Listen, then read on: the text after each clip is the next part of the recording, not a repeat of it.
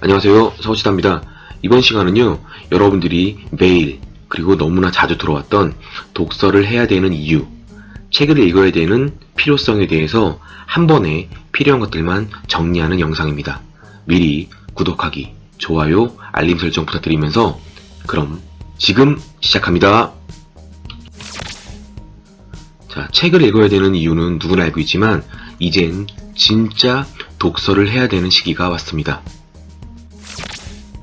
첫 번째, 독서는 수능 시험 잘 보는 비법입니다. 수능 잘 보는 방법에 대해서 간단히 말씀을 드리면 앞으로 수능은 점점 더 어려워질 것입니다. 문제의 난이도가 어려워진다는 얘기가 아니라 지문을 읽고 그것을 통합적으로 추론적으로 생각할 수 있는 그 이야기가, 그 능력이 점점 더 어려워질 것입니다. 이번 2019년 수능에서 국어가 어려웠지만 이미 수능을 준비했던 사람들은 언어가 핵심이고 언어가 어렵다는 것은 이미 다 알고 있었습니다. 앞으로는요, 과학, 사회, 수학 이런 것들도 지문을 읽고 이것이 무엇을 얘기하는지, 내가 여기서 필요한 통찰력이 무엇인지를 점점 더 고민하고 생각해야만 합니다. 그래서 모든 사람들은요, 독서를 통해서 배경 지식을 넓히고 독해력을 키워야 한다고 이야기를 합니다. 두 번째, 학교 교육 과정에 책 읽기, 독서가 나오고 있습니다. 그리고 토론, 토의, 발표까지 한다고 합니다. 그 가장 핵심인 한 학기 한 권 읽기를 이야기하고자 합니다. 2015 교육 과정의 핵심이었고요. 한 학기 동안 책 한 권을 온전하게 읽자는 이야기입니다. 요약본을 읽는 것이 아니라, 발췌본을 읽는 것이 아니라 책 한 권을 온전하게 읽고 그 읽은 내용들을 친구들과 대화하고 토론하고 토의하자는 이야기입니다. 그리고 그 과정을 글로 써보고 말로 해보고 발표하는 진짜 책을 읽고자 하는 내용이 들어있는 교육부의 정책이라고 보시면 될 것 같습니다. 핵심은요, 수업 시간에 독서한다고요. 이 내용을 토론, 토의, 발표한다고요. 그러면 독서 반드시 해야만 합니다. 자, 지금까지는요, 이 시대에서 필요한 독서의 필요성이었다고 한다면 지금부터는 누구나 아는 독서를 하면 좋은 점에 대해서 말씀을 드릴 건데, 필요한 것들만 뽑아서 정리를 진행하도록 하겠습니다. 셋째, 독서는 상상력의 원천이고 이것은 창의력의 시작입니다. 자, 지금부터 제가 여러분들의 상상력을 끄집어 보도록 하겠습니다. 제가 글을 하나 읽어드릴 거니까 여러분들 잠시 눈을 감고 들으면서 이미지를 떠올려 보시길 바랍니다.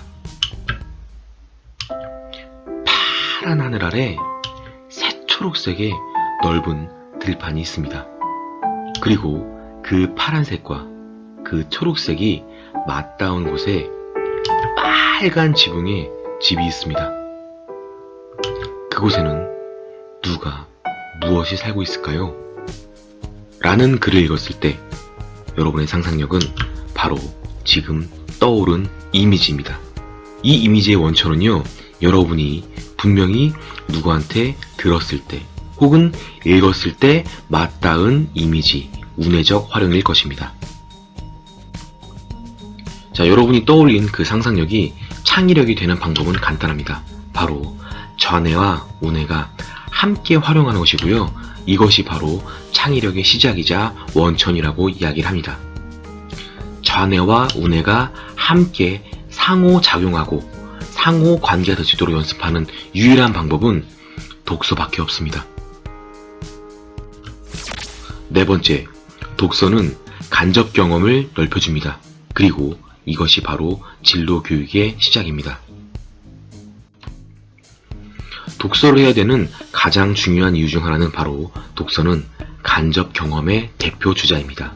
이 간접 경험은 여러분이 그토록 공부해왔던 진로 교육과 연결이 됩니다. 진로 교육의 핵심은 딱 하나예요. 여러분 자녀의 흥미와 재능을 찾아주는 것. 이것을 찾기 위해서는 유일한 방법은 경험하는 방법밖에 없습니다.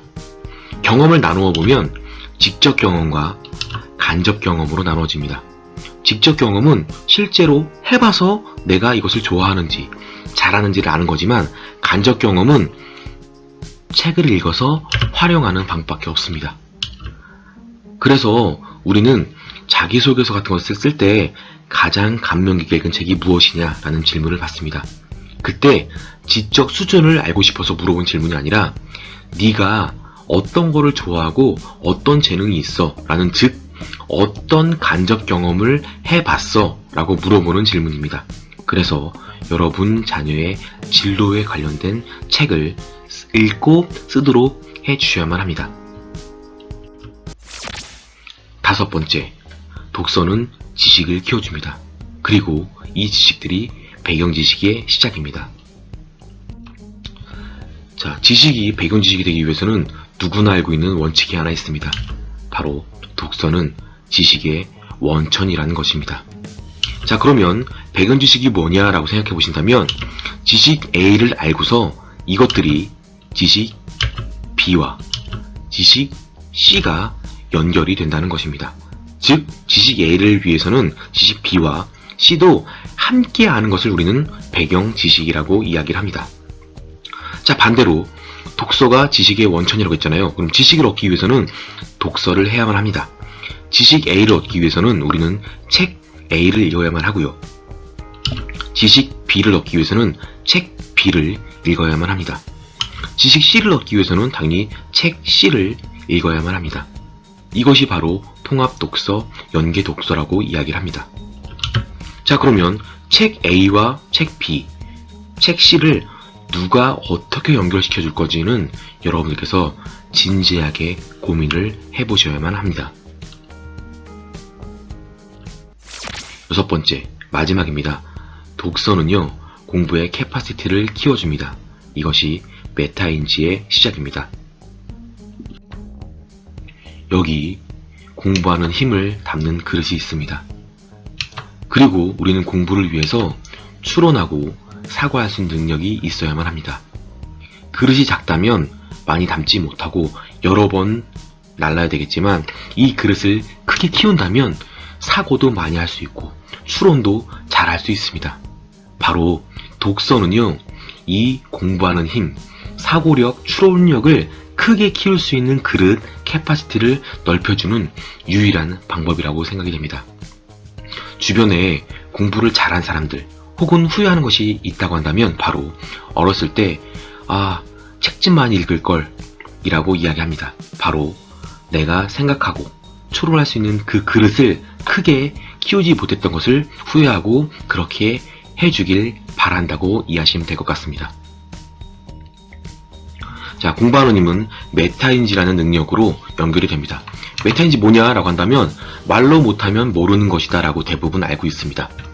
쉽게 보시면요, 내가 공부하고 알고 있는 것을 말로 해보면 실제로 아는 것과 모르는 것과 안다고 착각하는 것이 구분된다는 이론입니다. 근데 잠깐 생각해 보시면요, 내가 아는 지식을 어떻게 입력시킨 것도 생각을 해보셔야 된다고요. 그래야 입력이 돼야 생각하고 추론할 수 있을 거잖아요. 근데 내가 아는 것, 정보, 지식을 입력하는 거의 80%, 90%는요 글로, 텍스트로 읽어서 내 눈으로 들어온다고요. 그 다음에 머릿속에서 정리가 되는 게 우리가 말하는 공부입니다. 다시 말씀을 드리면요, 내가 글로 읽어서 말로 하기까지 내 머릿속에서 이해가 되고 정리가 되고 추론할 수 있는 능력이고요. 그때 왜 이해가 안 되지? 라고 한다면 다시 찾아가서 이 단어의 뜻을 몰랐구나를 거꾸로 찾아갈 때 우리는 어휘력이 높아집니다. 글로 읽어서 정리해서 내가 말해보고 아는 것과 모르는 것, 안다고 착각하는 것을 구분할 때 그 시작점은 글로 읽는 능력이고요. 독서를 해야 되는 능력이 바로 공부 잘하는 방법, 메타인지를 높일 수 있는 방법의 시작이라고 말씀드리면 책은 반드시 읽어야만 합니다. 자, 오늘 내용 독서를 해야 되는 이유 정리 한번 해보도록 하겠습니다. 첫 번째, 수능 시험을 잘 보는 비법이 바로 독서라고 합니다. 두 번째, 수업 시간에 이제는 대놓고 책을 읽으라고 한대요. 거기에 말하기, 토론하기, 토의까지 진행을 한다고 합니다. 독서 해야만 합니다. 세 번째, 창의력을 위해서 상상력을 키워주는데 그것을 좌뇌와 우뇌가 함께 연결이 돼야 되는 거고 좌뇌와 우뇌가 함께 상호작용할 수 있는 최고의 방법은 독서라고 합니다. 네 번째, 독서는요, 간접 경험의 대표 주자고요. 이것은 진로 교육의 시작입니다. 다섯 번째, 독서는 지식을 키워줍니다. 그리고 이 지식은 배경 지식이라는 것으로 앞으로 살아가는데 큰 도움이 되는 정말 중요한 능력입니다. 여섯 번째, 독서는요, 공부의 수용량, 그릇을 크게 만들어주는 방법이고요. 이 크게 만드는 방법을 가지고서 1% 공부법의 핵심인 메타인지까지도 함께 늘릴 수 있다고 합니다. 독서 해야만 합니다. 오늘 영상이 도움이 되셨다면 구독하기, 좋아요, 알림 설정까지 부탁드리고 좋은 영상으로 찾아뵙겠습니다. 감사합니다.